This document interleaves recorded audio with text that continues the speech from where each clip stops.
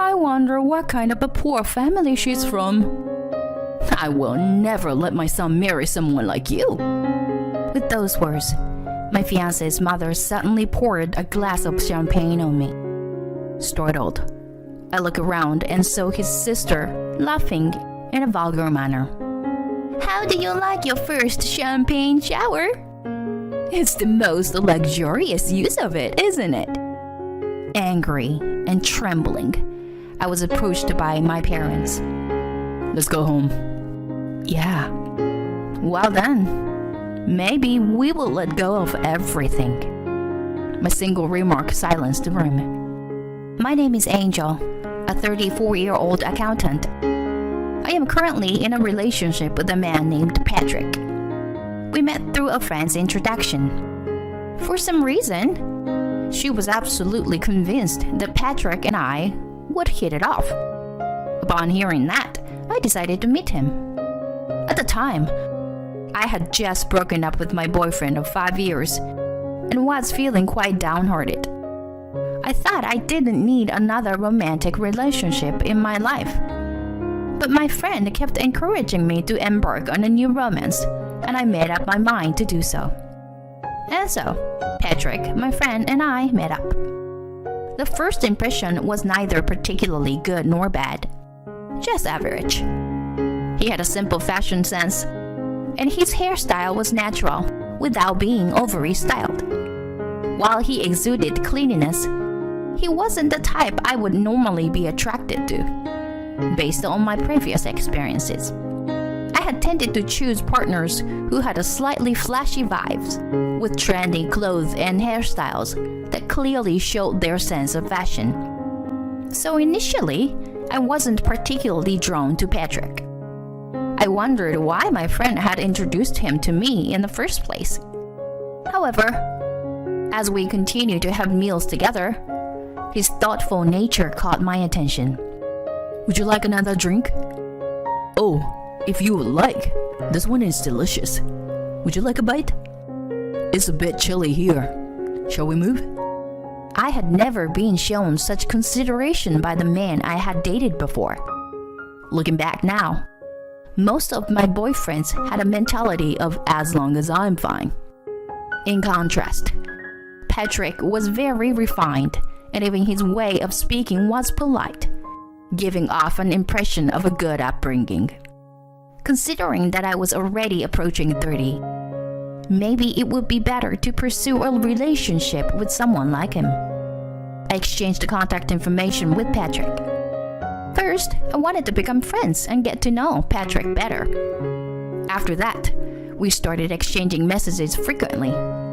In the midst of that, he invited me out for a meal, and we went on several dinner dates together. The time I spent with him turned out to be unexpectedly enjoyable. It was a strange sensation that I had never experienced with my previous boyfriends. It was a feeling of being at ease and finding happiness in being able to trust someone. And gradually, I felt myself becoming more and more attracted to him. He continued to make proactive moves afterwards. After about 6 months since we first met, we officially started dating. Unlike my previous boyfriends, our relationship was peaceful and enjoyable. Oh, I miss him so much. There were many times when I found myself thinking about Patrick out of the blue. He treated me like a princess. I never thought I would feel so happy to be cherished like this.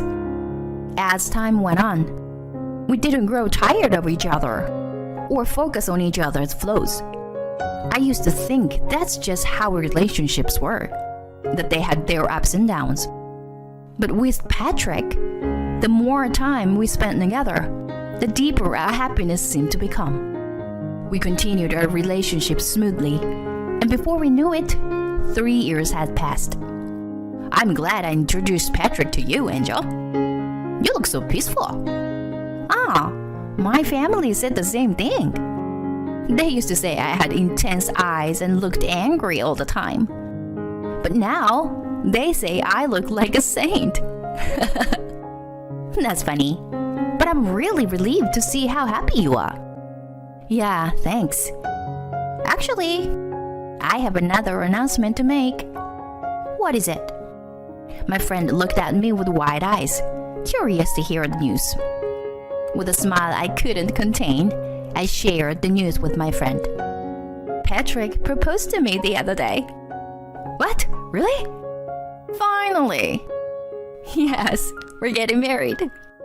My friend's excitement grew as I nodded in confirmation. Congrats! That's amazing! Thank you. I'm incredibly happy. We'll have a wedding ceremony, so please come. Of course. I'll definitely be there. Yes. Recently, Patrick proposed to me, and we have decided to get married. I was extremely happy and immediately shared the news with my friend. Thanks to her introduction, I was able to be with Patrick like this. Afterward, I quickly informed my parents about the marriage. They were very happy and blessed my marriage. Angel, getting married, huh? That's great news. Congratulations. Let's celebrate right away. Yes, we should celebrate. Saying that, my parents prepared a lavish dinner. I was thrilled to be able to share the joyous news with my parents. A few days later, Patrick and I visited my parents' house again, this time with him. I have come to seek your approval for marrying Angel. Hi, we're Angel's parents. Thank you for coming today, Patrick. My parents were impressed by his polite greeting. They really liked him. Both of them had big smiles and blessed our marriage. And even after he left, my parents continued to praise him. Patrick is a remarkable person. Yes, he is so natural, yet he gives off a sense of reliability. It's no wonder he is the son of a company president. He's well-mannered. In fact, Patrick's father is a wealthy businessman who has been successful for generations. But Patrick himself never flaunts his wealth and has a down-to-earth sensibility. Both my parents and I highly evaluated him for that. I'm sure he will be a kind and wonderful husband even after we get married. For now, I'm glad that my parents approved of our marriage. Afterward, we planned to visit his parents' house and introduce ourselves. However, it turned out that his father was going on a business trip abroad for about 3 months. So we decided to visit them once his father returned. Babe, what's your family like? I thought I would ask various questions before going to greet them. But when I asked, Patrick seemed a bit puzzled. My father is a truly respectable and wonderful person, but my mother and sister are a bit eccentric, you know. Really? In what way? It's like they constantly brag about their wealth. Their attitude towards people around them is terrible. I've always hated seeing that since I was a child. My mother would make derogatory comments about other moms, and I was always worried about being excluded by my classmates. My sister is also arrogant and has hurt many men.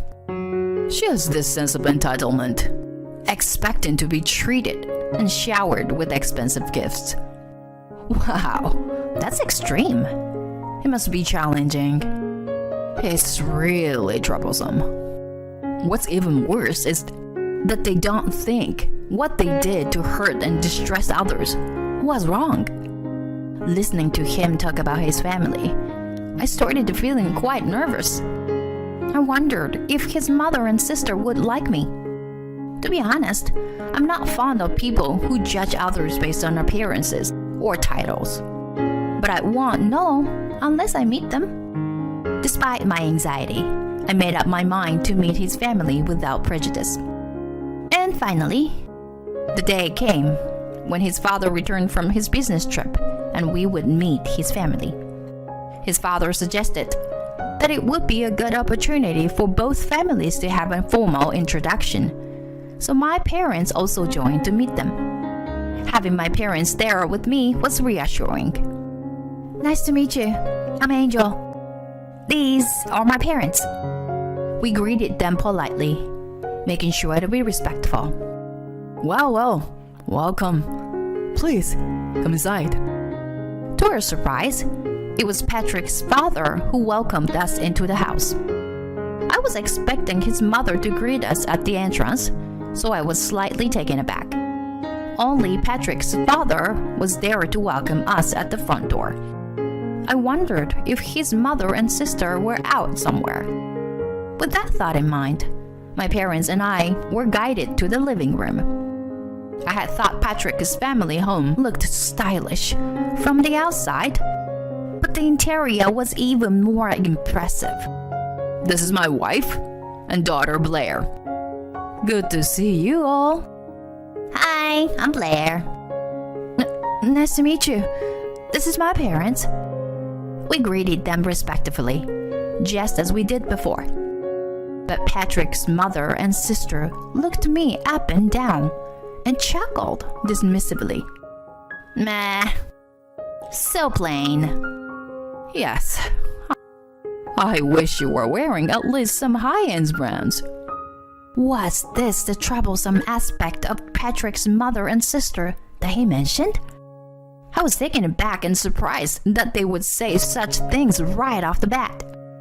Come on, what's both of you suddenly saying that? Whatever. What clothes someone wears shouldn't matter. Oh, what are you talking about? It's quite important. You can tell someone's status by their clothes. That's right.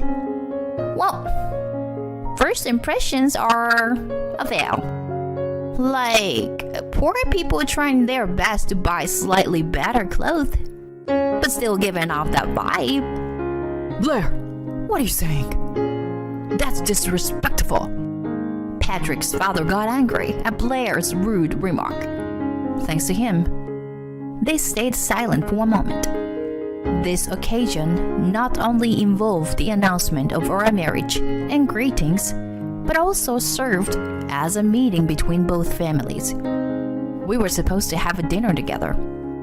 As we took our seats, there were plenty of delicious-looking dishes laid out on the table. Being a food lover, my eyes sparkled as I looked at the food. At that moment, Patrick's mother noticed and smirked, saying, "So, have you ever had a fiesta like this before? You should eat as much as you can while you have the chance." I couldn't help but feel a tinge of annoyance at her remarks. I didn't quite understand her, but I decided to brush it off and not engage in any confrontation. It won't do any good. Everything looks delicious, and I'm getting hungry. I'm starving too. Let's begin. Patrick's response aligned with me, and I was grateful for his support. All right, let's raise our glasses and make a toast. Oh, we brought some champagne. So why don't we start with that? My parents handed the bottle of champagne to Patrick's father. Thank you for your thoughtful gesture. This is a truly exquisite bottle. With the addition of more alcohol, Patrick's mother and sister seemed to be lightened up and became more cheerful. Finally, the joint gathering and dinner began. This is delicious. I couldn't help but express my delight at the mouth-watering roast beef in front of me. Patrick's mother wore a smug expression in response to my comment. What, of course? We ordered this luxurious roast beef from a high-end gourmet shop. I'm sure you've never even heard of this place, have you? No, I haven't. Their consistent need to boast and show off was becoming quite tiresome. As the meal progressed, Patrick's mother and sister started drinking more and more, and their behavior became increasingly worse than before. They were clearly intoxicated, and their attitudes took a turn for the worse. Seriously, what does Patrick see in a girl like her? She doesn't seem to have any money, and her looks are just average. Well, that's true. This boy has always had poor judgment. It's because you dress so plain and cheap that you attract low-quality women. And if they find out his father is a president, they'll do anything to marry into his family. Will you both please stop it? Angel is not the kind of person who would make a decision based on such things. Patrick, I had reached my limit of anger towards his mother and sister. But when Patrick stood up for me, it helped me regain some composure. However, his intervention only fueled his mother and sister's anger even more. Oh my! I wonder which poor person is responsible for making Patrick oblivious like this. That's right. I will never let someone like you marry my son. And then, in the next moment, Patrick's mother poured champagne over me. Everyone, including myself, was shocked. And upon seeing this, his sister burst into laughter. How do you like your first champagne shower? I bet you've never experienced such luxury before. A moment of silence fell over the room. Hey, what are you doing? Patrick's father hurriedly intervened and stopped the commotion. Then Patrick quickly brought a towel and handed it to me. I wiped my wet hair and clothes while glaring at Patrick's mother and sister. As I trembled with anger, my parents stood up and spoke to me. Let's go home. Yeah, I agreed with my parents' words and stood up. Oh, if you were leaving, does that mean you were calling off the wedding? Who knows? But maybe we'll let go of everything. Upon hearing my words, Patrick's family became unsettled. Wait, Angel, what do you mean by letting go of everything? Are you saying we should cancel the marriage? Patrick, let my father explain. I said that, and my father began to explain. Let's put the marriage aside for now. It's about your father's company. Actually, my father, Angel's grandfather, is the majority shareholder. Huh? So my father has the right to fire someone or interfere in the management. What are you saying?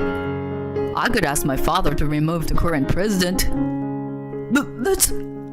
Well, it depends on the attitude of your wife and daughter, I guess. When my father said that, Patrick's father started trembling. I'm terribly sorry. My wife and daughter. I will cut off all family ties immediately, so... Wait, what are you saying? Shut up. I can no longer tolerate your arrogance. I won't let you do as you please anymore. What are you talking about? Divorce? What? You... How could you? Daddy! Patrick's mother was suddenly faced with the prospect of divorce, and her face turned pale. If you abandon me, where else can I go? Who knows? You can go out and get a job or something. Blair, you should leave this house too. We can't continue pampering you like this. Both of you, pack your things and leave immediately. Patrick's father erupted in anger and shouted all at once. Everyone present understood that he was serious about what he said. Patrick's mother and sister pleaded desperately while looking pale. And then they kneeled down and apologized to us. I'm sorry. Please, forgive me. I don't know. Or are you only saying that because you want to save yourselves? You don't feel a shred of remorse towards us, do you? After I firmly stated that, Patrick continued. I want to marry Angel. If it means kicking you out, I gladly do it. Upon hearing her son speak like that, Patrick's mother and sister turned even paler. Then Patrick's father spoke up. I apologize. It's unfortunate that things turned out this way after you came all the way here today.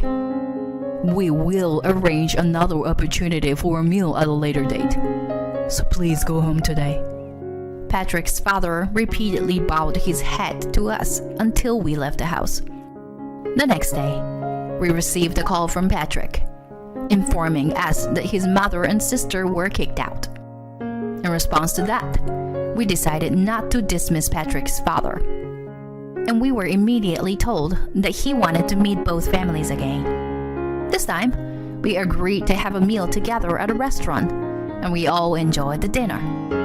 And then, Patrick and I got married successfully. By the way, as for the subsequent event involving my mother-in-law and sister-in-law, my mother-in-law was served with divorce papers by my father-in-law, and they divorced. Currently, they are living as freeloaders in a relative's house while working to earn a living, including the household chores they used to leave to housekeepers. However, both of them still have their extravagant spending habits and continue to accumulate debts while buying luxury brands. Do they realize the dire consequences that lie ahead if they continue like this? It's undoubtedly a tragic outcome, but it no longer concerns us. I intend to cherish my husband, my parents, and my father-in-law, and live a happy and peaceful life.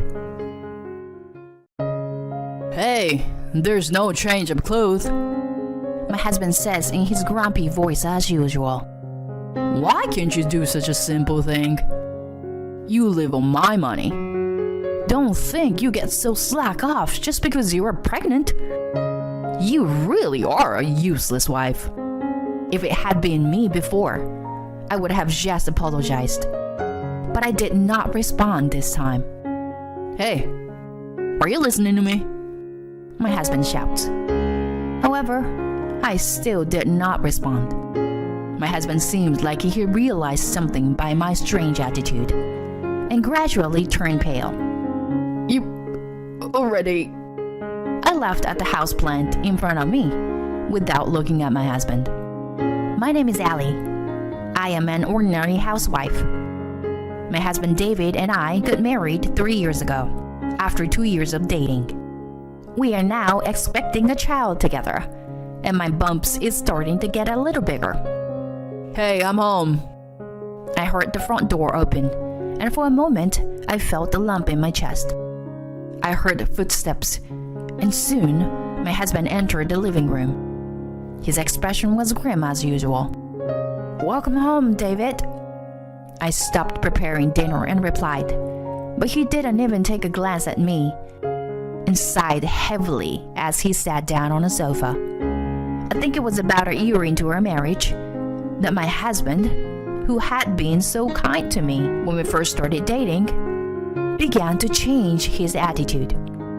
The casual lovey-dovey stopped. The smiles disappeared. And now, even conversations has become rare. When we were newlyweds, if I was preparing a meal, he would always say, "I'll do something too."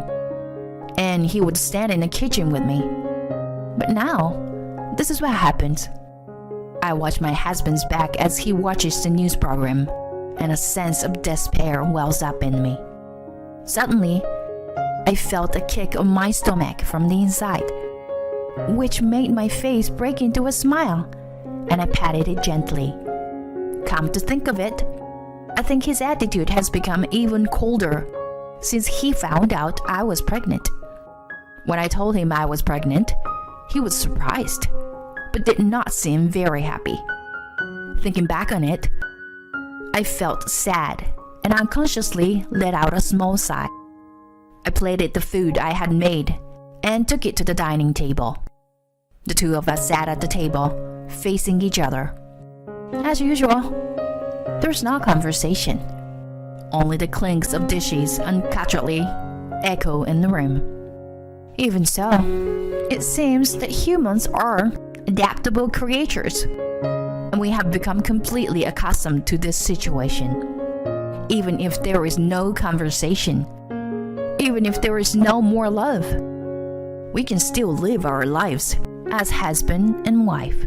As I continue to eat in silence, my husband unusually called me out. Hey, today's lunchbox was only frozen food, wasn't it? My husband doesn't like store-bought lunches, so every morning I make him something to bring for lunch. Even now that our relationship has changed, that had not.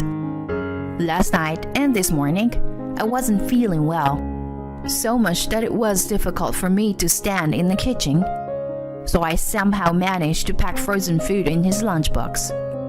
I'm sorry, I wasn't feeling well. If this was work, you would be scolded, you know.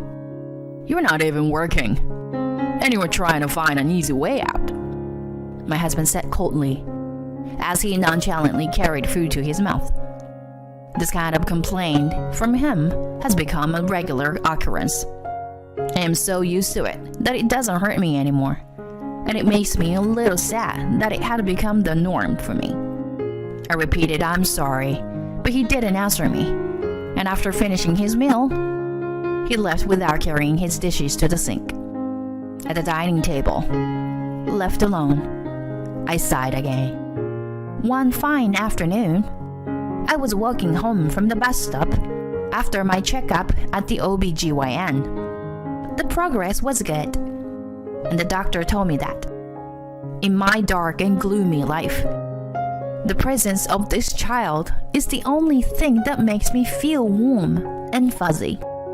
I felt a little more relaxed when I stroked my growing bump. "Oh, Ali!" a voice calls out to me, and I looked up. There was my neighbor, Mrs. Miller, waving at me with a friendly smile on her face. Mrs. Miller is a caring, talkative woman and one of my closest neighbors.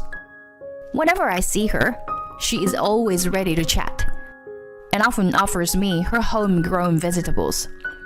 Today, as we were chatting as usual, Mrs. Miller said to me, "Oh, by the way," as if she had just remembered something.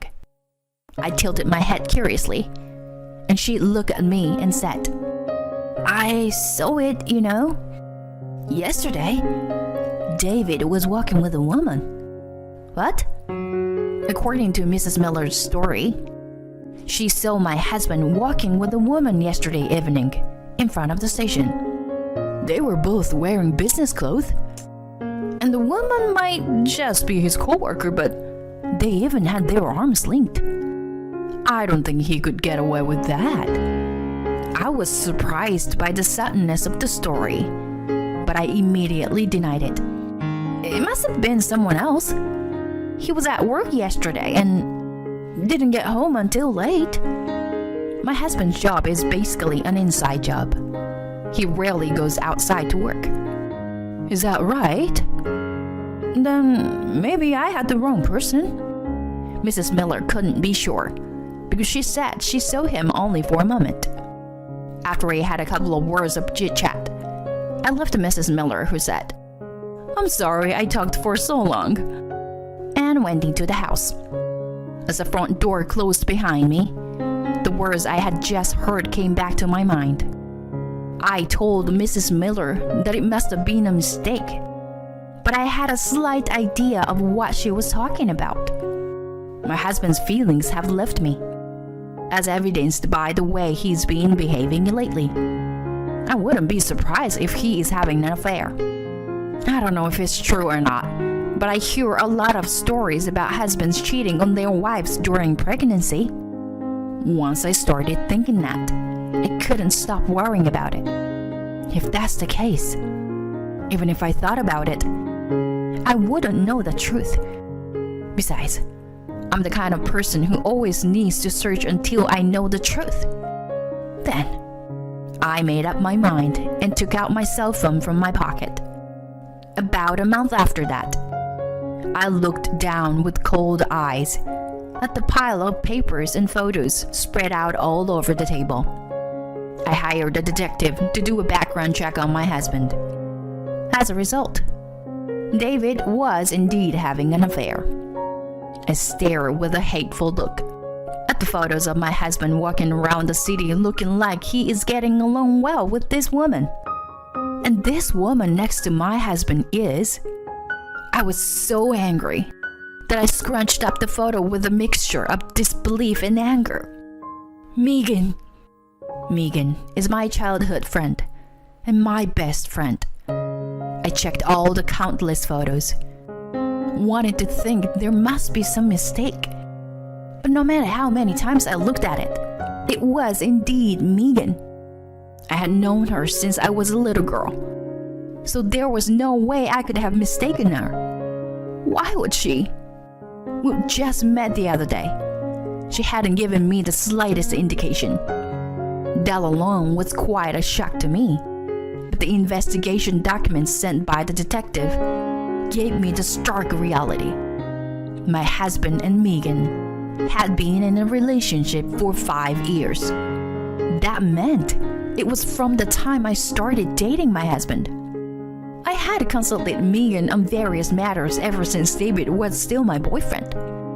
When we decided to get married, Megan was the first person I told. The way she listened to me so kindly, the smile on her face when she said congratulations. Were they all lies? Was she sneering at me behind my back when I was filled with happiness? How could she betray me and still manage to smile at me like that? She's unbelievable. But so is my husband. He knows very well my relationship with Megan. I've invited her over to my house countless times, and the three of us have hung out together many times. He knew, and he was unfaithful to me. Whatever little affection I had for my husband is gone now. I will never forgive him. Never. Anger welled up from deep within me. Like a torrent, it easily swept away and broke down the rationality that had been holding me back at the very last moment. I briskly brushed away the pile of papers on the table. Countless papers fluttered around the room. If you hurt me, you take double the payback. I'm home. It was a little after 10 p.m. My husband came home late as usual, and I completely ignored him. Only the sound of water rinsing the dishes echoed through the house. My husband came into the living room and took one look at me and said, "You could at least answer me." But I ignored that too. "I'm going to bed. Good night." I was about to leave the living room when... "Wait," my husband called out. "Hey, where's my food?" "I don't have any," I said coldly, and my husband looked surprised. Then his face turned red as he started yelling at me. "What's the matter with you? You live on my money, and you can't even prepare food for me?" Hearing his voice from my back, I closed the door to my room. I lay down on the mattress I had prepared on the floor. I can't bring myself to share a bed with my husband in this condition. I'm glad we have mattress for guests. My husband may have been intimidated by my attitude, as he didn't storm into my room. Well, what am I going to do now? Strangely enough, I am not anxious, and I am so calm inside that I could start laughing. I closed my eyes, thinking about my next move. Over the next few days, I continued the same strategy. I only prepare my own meals, and of course I don't make him lunch either. The washing machine is already full of clothes. I have ignored all of my husband's nonsense, such as do your work and at least make my lunch. Perhaps he was a bit flustered by my change in behavior over the past few days, and his tone of voice was becoming weaker and weaker day by day. A few more days passed. And then, one day, my husband stopped coming home. I hadn't heard from him, but I wasn't particularly worried. I chuckled as I hung the laundry out to dry for the first time in a long time. It was all going according to plan. There are only so many places my husband, with his limited social circle, could turn to. Just as I was thinking this, the phone rang. "Holly, it's me." "Mrs. Amber?" It was my mother-in-law on the other end of the phone. I knew my husband would run to his parents' house. I had already told my parents-in-law about his affair. I wanted him to see his parents' faces when I showed them the documents from the detective. My mother-in-law sobbed as she said, "I don't remember raising him like this." while my father-in-law coldly said, "He's no longer my son." Naturally, his parents did not let him in the house. So I guess there was only one place my husband could go next. I thanked my mother-in-law, hung up the phone, and got ready to leave. A familiar apartment. I glared at the familiar room, and I walked up the stairs. 2 flights upstairs. The room to the right. I rang the intercom by the door, and a woman's voice answered from the other side of the door, and the door opened shortly after. "Ali?" "Hello. I'm glad to see you're doing well." I smiled at the woman who used to be my best friend as she stiffened up. She tries to close the door, but I prevent her from doing so by putting my bag between the door. Her behavior convinced me that my prediction was right, and I opened my mouth. "You were taking good care of my husband, right? Can you go get him?" "There's no way he's here." "What are you talking about? Coming in here out of the blue?" "Megan, what's wrong?" Megan's urgent voice made my husband come out from the back of the room. I smiled at him, and his face stiffens too. "I'm already aware of your relationship." "Run or hide, it doesn't matter." I said this in a loud voice, so that my husband, who was trying to escape to the back of the room, could hear me clearly. I pushed Megan out of my way and stepped into the doorway to open my bag. "I know everywhere you've been and everything you've been doing recently." I slammed the thick envelope on the floor, and a few of the photos inside fly out and flutter through the air. Megan picked up the photos and said, "What?" she muttered in a shaky voice. She picked up one photo after another, checked them, and looked at me with a frightened look on her face. My husband turned the envelope upside down. "You can tear up as much as you want. They're copies." "You don't do the housework, and you do this behind my back." "I don't want to be told that by you, who's been doing outrageous things behind my back." Sighing, I took out another piece of paper from my bag. "I'm gonna get straight to the point." I thrust the paper at Megan, who had fell to her knees, and my husband, who looked indignant. "I'm gonna charge you both alimony. I'll be in touch with you shortly with the details, so please be prepared." With that, Megan stood up as if she had come to her senses. "Wait!" Megan grabbed my shoulder with great force. After a moment of hesitation, she opened her mouth as if she had made up her mind. "I'm engaged to someone. If he finds about this, he'll break off the engagement." "What?" "So please, don't ask for alimony or tell anyone about the affair." Saying this, Megan pathetically scrambles to my feet and looks up at me with tears in her eyes. "We're best friends, aren't we? It's not my fault. It's David who approached me. You'll let it slide, won't you? Right?" I took a good 2 big breaths, then smiled and touched Megan's shoulder with a gentle hand. How could I let it slide? "Don't act like we're best friends just when you're in trouble." Megan turns hopeless at my words. I push her away and turned to head out. I caught a glimpse of my husband, who was standing there not even bothering to help Megan up, his shoulders shaking like a frightened little animal. "Goodbye," I guess I'll see you in court next time." With these words, I left Megan's house. Before the door closed behind me, I heard them arguing. Judging from my husband's reaction earlier, Megan had not told him about the engagement. The door closed with a loud clank. Either way, it doesn't matter to me. Later, through my lawyer, I revealed the affair to Megan's fiancé. Eventually, the engagement was broken off.